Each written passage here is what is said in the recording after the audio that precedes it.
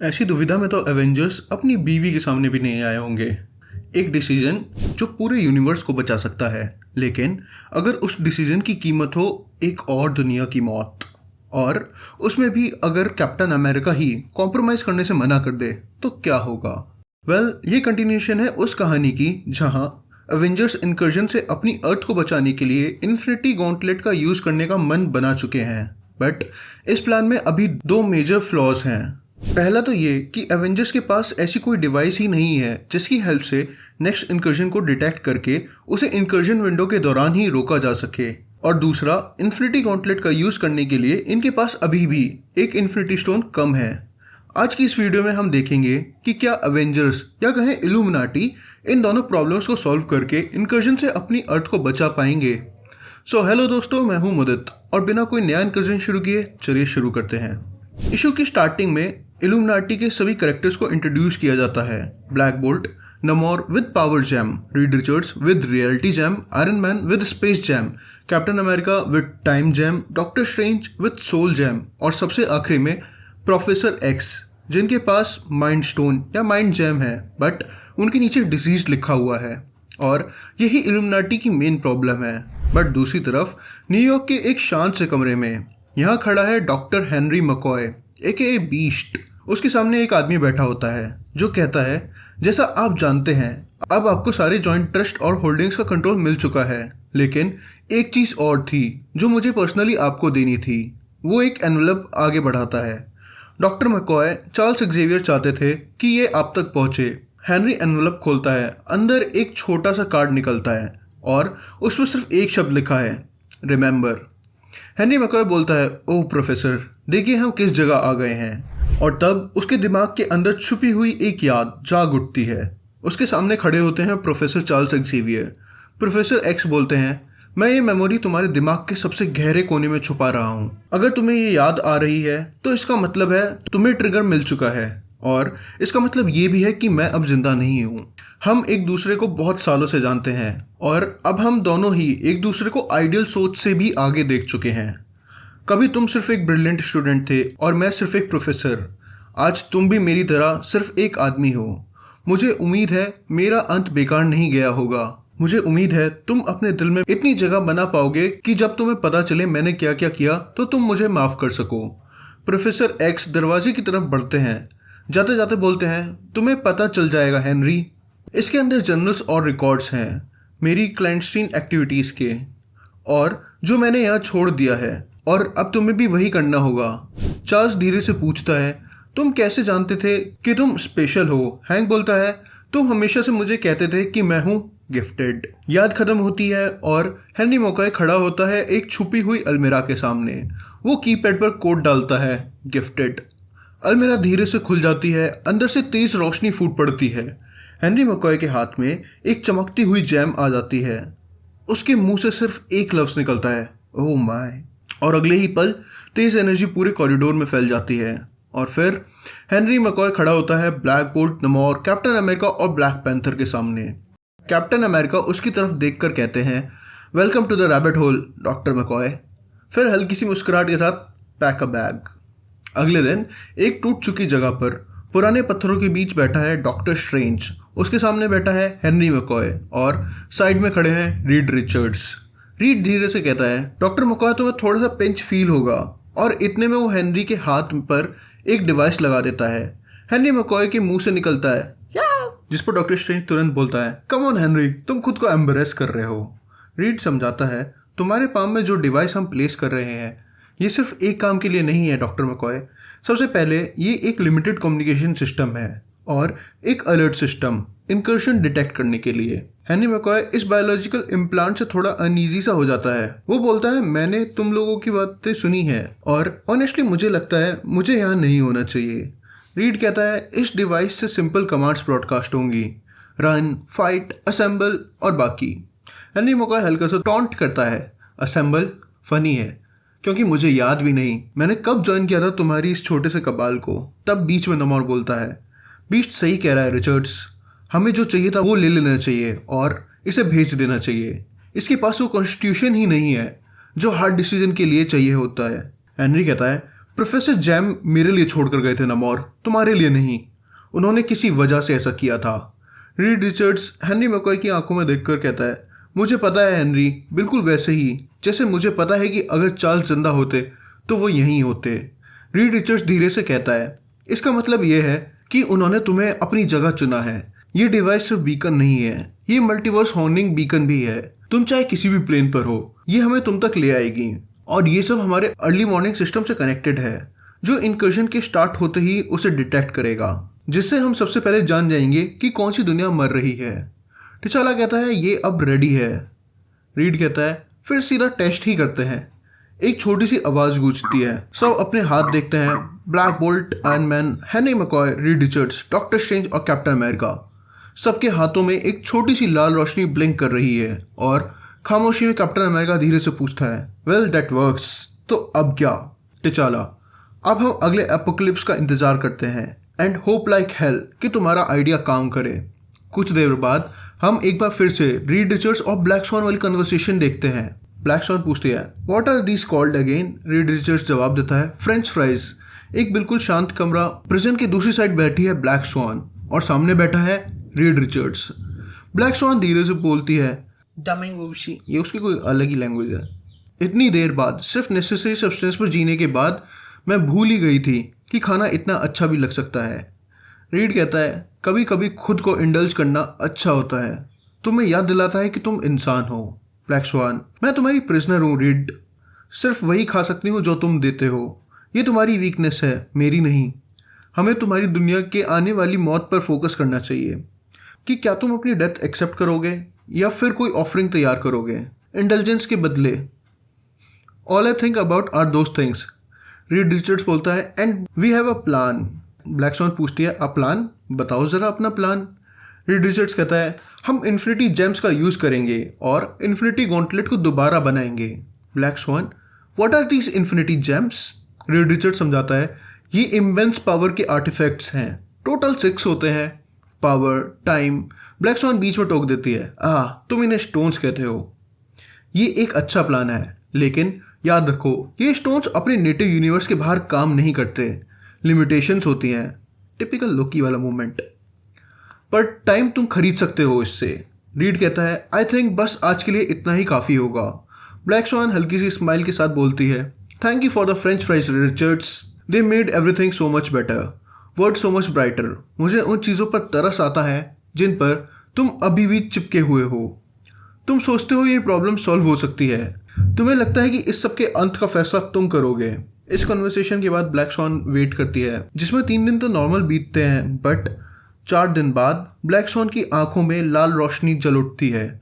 उसके होठों से सिर्फ एक ही लफ्ज़ निकलता है, रब्बो मलाल।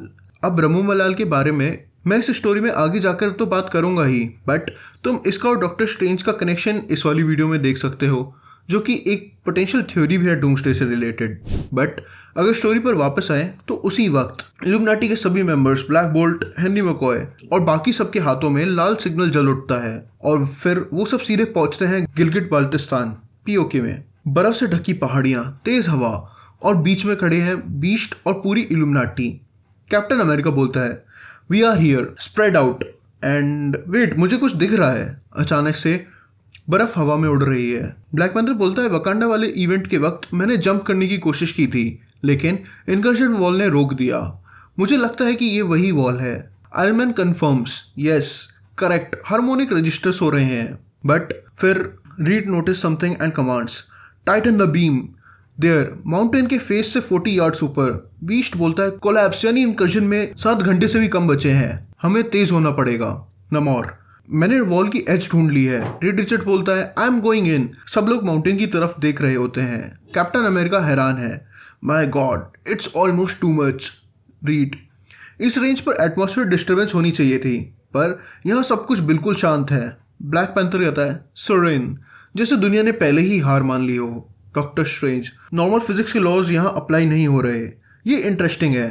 Iron Man, but that's for later, अब काम शुरू करते हैं। सब अपने हाथ आगे बढ़ाते हैं। रीड कमांड करता है, जेम्स पर फोकस करो। 6 जेम्स को इमेजिन करो एक बनते हुए। याद रखो, they want to be together. और फिर mind gem, reality gem, power gem, space gem, time gem और सोल जेम। और उनके बीच में धीरे धीरे बनने लगता है infinity gauntlet. They want to be together. और अर्थ पर जब ये लोग दूसरी दुनिया को धकेलने की कोशिश कर रहे थे, उसी वक्त चांद पर वॉचर, दूर एक और जगह गैलेक्टस, और फिर बहुत दूर टाइटन पर थैनोस, ये सब और पूरा मल्टीवर्स इस एक पल को देख रहे हैं। वापस उन माउंटेन्स के बीच सबकी नज़र उस एक चीज़ पर है, इन्फिनिटी गॉन्टलेट। कैप्टन अमेरिका पूछता है, अब क्या रीड? प्लान को एग्जीक्यूट करो, गॉन्टलेट से उस दूसरी अर्थ को पुश करो, इस यूनिवर्स से दूर। कैप्टन अमेरिका फिर से पूछता है, और कौन पहनेगा इसे? आयरन बोलता है, तुम। जिस पर कैप्टन अमेरिका कहता है, शायद इस बार तुम रीड या फिर टिचाला ज़्यादा बेटर होगा। आयरन मैन कहता है, स्टीव, ये स्ट्रेटेजी तुम्हारी थी और गॉन्टलेट तुम्हारी सोच का एक्सटेंशन है। अगर तुम खुद इस पर भरोसा नहीं करोगे तो फिर ये कैसे काम करेगा? पीछे से बीस्ट बोलता है, put it on Steve, save the world. Captain America एक सेकंड रुकता है, फिर बस एक वर्ड, ओके। वो हाथ आगे बढ़ाता है, स्टैंड बैक। और जैसे ही इन्फिनिटी गॉन्टलेट उसके हाथ में आता है, कैप्टन अमेरिका की बॉडी स्टिफ हो जाती है, उसकी चीख निकलती है। कैप्टन अमेरिका बोलता है, पावर, सो मच पावर। और फिर I can control the heavens, I can control the earth. Iron Man तुरंत चिल्लाता है, then do it, send it back. Captain America अपना हाथ आगे करता है और एक लाल चमकता हुआ बीम सीधे स्पेस में उस दूसरी अर्थ की तरफ जाता है। रीड बोलता है, वो अर्थ समंदर के बीच उभरते हुए आइलैंड जैसी लग रही है। वो लिटरली पूरे यूनिवर्स को हमसे दूर पुश कर रहा है। It's working, it's slowing down. Iron man बोलता है, लेकिन ये काफ़ी नहीं होगा। डॉक्टर स्ट्रेंज कहता है, स्टीव, उसे वापस भेजना होगा। पुश से इनकर्जन खत्म नहीं होगा, तुम्हें उस अर्थ को वहां भेजना होगा जहां से वो आई थी। कैप्टन अमेरिका अपनी पूरी जान लगाता है। बीम और तेज होती है, फिर अचानक से कुछ गलत हो जाता है। डॉक्टर स्ट्रेंज बोलता है, it's going to work, he is doing it. लेकिन क्या तुम महसूस कर पा रहे हो? आयरन मैन के हेलमेट के अंदर से आवाज आती है, something is not right. Some vibration, feedback, और अगले ही पल जबरदस्त ब्लास्ट। इन्फिनिटी गॉन्टलेट हवा में टूट जाता है। एक एक करके mind jam, reality jam, power jam, space jam और सोल जैम सब शैटर्ड। सिर्फ एक पैनल में लिखा हुआ है गॉन, क्योंकि टाइम स्टोन वहां से गायब हो गया था। बीस्ट जमीन पर गिर चुका है। वो सिर्फ इतना ही पूछ पाता है, what just happened? Captain America खुद हिला हुआ है। They are gone, I gave it one final push and the sky snapped it back and they are just gone. I don't know what happened. Namor का चेहरा पत्थर जैसा हो जाता है। वो बोलता है, आई डू, और अगले ही पल नमोर का पंच सीधे कैप्टन अमेरिका के मुंह पर। नमोर गुस्से से चिल्लाता है, you have killed us, you have killed us all. Doctor strange पीछे से चिल्लाता है, नमोर स्टॉप। सब लोग टूट जाते हैं, बर्फ गिर रही है, खामोशी। बीस्ट बस खड़ा देखता रहता है। और फिर बहुत टाइम के बाद नेक्रोपोलिस में कैप्टन अमेरिका और ब्लैक पैंथर पुरानी दीवारों के बीच खड़े हैं। कैप्टन अमेरिका पूछता है, सब लोग वापस इकट्ठा होने के लिए रेडी हैं? हम घंटों से लड़ रहे हैं और यहाँ इतनी शांति है। ब्लैक पैंथर बताता है, नेक्रोपोलिस वो शहर है जहाँ उन योद्धाओं की आत्माएं रहती हैं जो कभी हारे नहीं। It's your kind of a place, लेकिन हमें जाना होगा, टाइम हो गया है। कैप्टन अमेरिका रुक जाता है एक सेकेंड, फिर वो बोलता है, मुझे दिख रहा है रीड और नमोर सिर्फ ब्लैक और वाइट में सोच रहे हैं, लेकिन मैं जानता हूँ बात कहीं और जा रही है। हम सिर्फ इसलिए कॉम्प्रोमाइज़ नहीं कर सकते क्योंकि हम डेस्परेट हैं। ये गलत है। मैं बस खड़े होकर ये सब होते हुए नहीं देख सकता। वो ब्लैक पैंथर से पूछता है, तुम मेरे साथ हो? ब्लैक पैंथर बस इतना कहता है, तुमने कब गलत का साथ दिया है स्टीव? और फिर 10 मिनट के बाद वही टेबल, वही लोग, वही खामोशी। कैप्टन अमेरिका बोलता है, आई एम सॉरी। शुरू करने से पहले मैं ये कहना चाहता था। फिर वो सबकी तरफ देखता है, मुझे पता है गुस्सा बहुत ज़्यादा है और शायद ये मेरी ही वजह से है कि हम गॉन्टलेट को सही से यूज़ नहीं कर पाए। हो सकता है मुझसे गलती हुई हो।